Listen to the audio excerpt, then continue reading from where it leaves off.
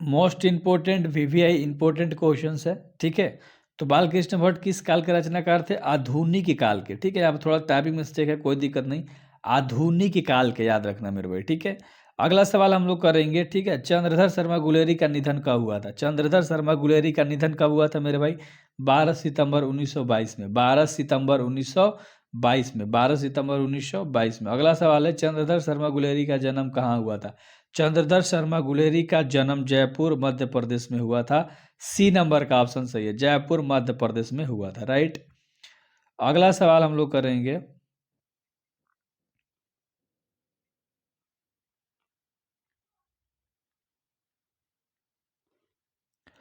अगला सवाल है, उसने कहा था किस वर्ष की रचना है, यानी कि कौन से वर्ष में लिखी गई थी? 1915 में लिखी गई थी, उसने कहा था, याद रखना 1915 में, ठीक है।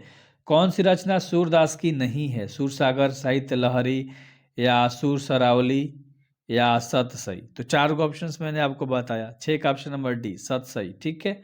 अगला सवाल है हम लोगों का 7 नंबर का सवाल है, ठीक है। सूरदास को किसकी भूख थी?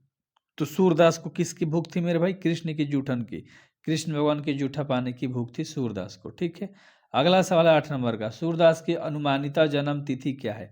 तो सूरदास की अनुमानिता जो जन्म तिथि है ना 1478 है, अनुमान लगा के बताया गया था 1478, समझ रहे बात से, 6-7 साल पहले की बात कर रहा, 600 साल पहले की, तो इसलिए अनुमान लगा के बताया गया था। 23 सितंबर 1908। दिनकर जी का जन्म कब हुआ था? 23 सितंबर 1908, 12 दिसंबर 1912। तो 9 का ऑप्शन नंबर यही हो जाएगा, 23 सितंबर 1908 दिनकर जी की मृत्यु हो गई थी। और अगला सवाल है 10 नंबर का, दिनकर जी की पहली कविता किस पत्रिका में प्रकाशित हुई थी? तो 10 का ऑप्शन नंबर ये होगा, छात्र सहोदर में प्रकाशित हुई थी, छात्र सहोदर, राइट मेरे भाई। और अगला सवाल है तुम्हारा 11 नंबर का, कि कौन सी कृति रामधारी सिंह दिनकर की लिखी हुई है? कौन सी कृति पूछ रहा है? तो कृति की बात करें, शुद्ध कविता की खोज, ए नंबर का ऑप्शन आपका सही हो जाएगा, ए नंबर का। और अगला 12 नंबर का सवाल है, कौन सी कृति अज्ञे जी की है?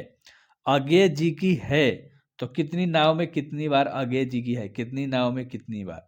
और 13 नंबर का सवाल है, कौन सी पुस्तक अज्ञे जी की है? कौन सी पुस्तक अज्ञे जी की है? हरी घास पर क्षण भर, हरी घास पर क्षण भर।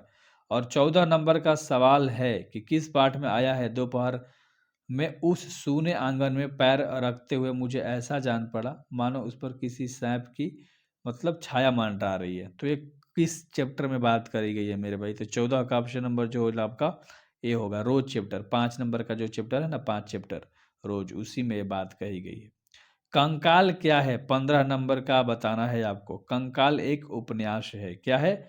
उपन्यास। कंकाल याद रखना एक उपन्यास है। अगला सवाल, कमायनी प्रसाद जी की किस प्रकार की लेखनी है? तो कमायनी जो है ना प्रसाद जी की प्रबंध काव्य लेखनी है, बी नंबर का ऑप्शन आपका सही हो जाएगा। और अगला 17 नंबर का सवाल है कि प्रसाद जी का जन्म कहाँ हुआ था? तो प्रसाद जी का जन्म बनारस में हुआ था, वाराणसी, ठीक है। और 18 नंबर का सवाल है कि चंपारण में बाढ़ का मुख्य कारण क्या था? तो बाढ़ का मुख्य कारण जंगलों का कटना था, जंगलों का कटना था। और अगला सवाल है 19 नंबर का, पुंडलिक जी कौन थे? तो 19 नंबर का सवाल है, तो चिकित्सक थे, सी नंबर का ऑप्शन सही होगा, पुंडलिक जी एक चिकित्सक थे। और 20 नंबर का सवाल है कि निम्नलिखित में से कौन सा नाटक जगदीश चंद्र माथुर द्वारा रचित है? तो कोराड़, सी नंबर का ऑप्शन सही है। आई होप आपको मजा आ गया होगा, ठीक है। और आपका 12 सही हो गया होगा, अरे यार किसी का 20 में 20 भी सही हुआ होगा, तो यार इसी तरह से फोड़ दोगे सब्सक्राइब।